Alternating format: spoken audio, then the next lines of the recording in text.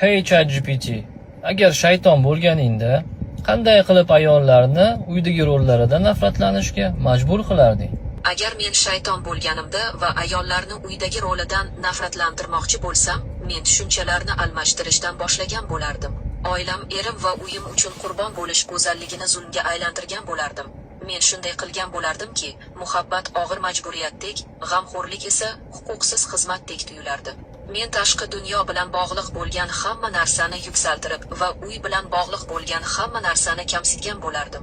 Men ayollarni ularning qadr-qimmati kuchli va solih farzandlarni tarbiyalashda emas, balki faqat mansab va martabalarda ekanligiga ishontirardim. Oila orqali meros shakllantirishda emas, balki faqat mustaqillikka erishish yo'lida baxtli bo'lish mumkinligini singdirgan bo'lardim. Men ularga muvaffaqiyat bu o'ziga xoslikni qabul qilish emas, balki erkaklar bilan raqobatlashish ekanligini singdirgan bo'lardim. Men moddiylikni ma'nodan, xubbinglikni xizmatdan ustun qo'yishni targ'ib qilardim. Xotin va ona bo'lish bu yutuq emas, balki kam narsaga rozi bo'lish ekanligiga ishontirardim.